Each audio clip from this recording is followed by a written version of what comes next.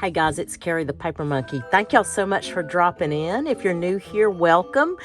This series called Who Knew is a series where I take and I try in 5 minutes or less to explain things related to junk journals.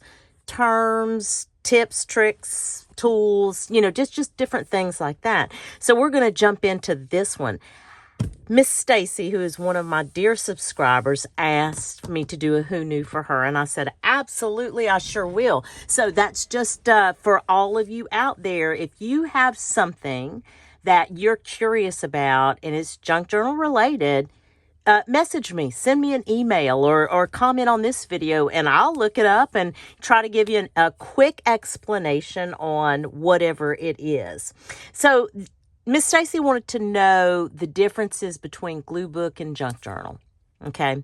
So the basic difference is, again, this is 5 minutes or less, but the basic difference is a glue book is really more about, it focuses on collaging and pasting images and doing paper scraps and embellishments like that, where a junk journal has really a lot more flair to it.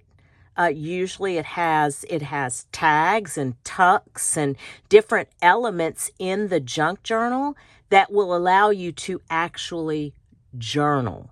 So that's the basic differences of it. There's more journaling space, whether, like I said, in a tuck or a tag or just an actual page, where a glue book, and a lot of the times glue books tend to be a little bigger because you can paint on the different types of paper that are in the book, right? In the glue book, you can paint on them, you can glue images on them and things like that.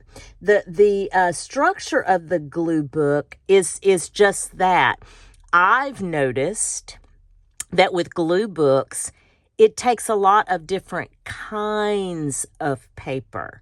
Magazine pages, braille type paper, packaging, just different types of paper that you could artistically work with in glue books.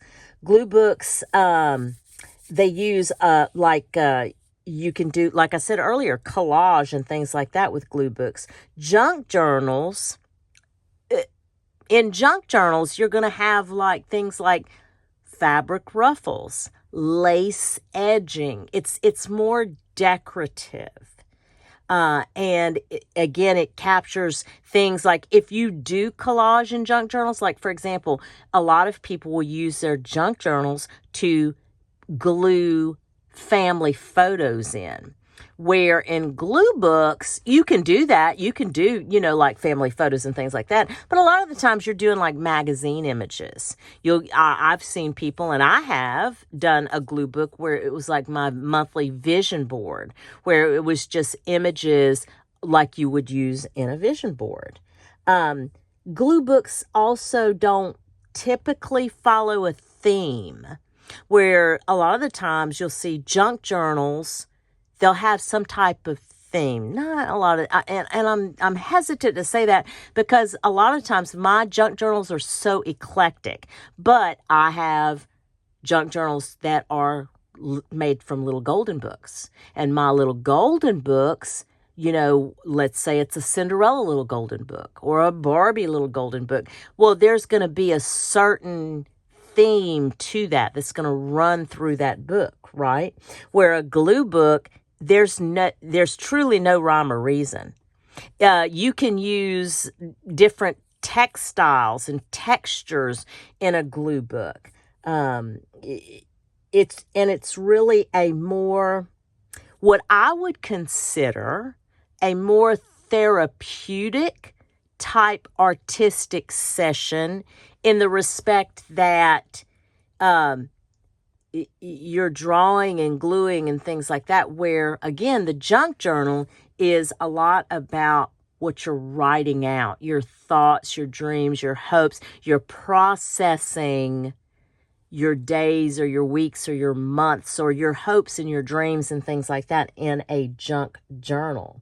A junk journal typically requires more time, whether it's creating the junk journal or actually using the junk journal.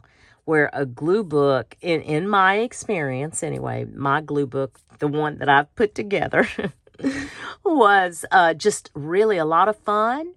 And it took longer to actually find the pages, the material that I was going to use.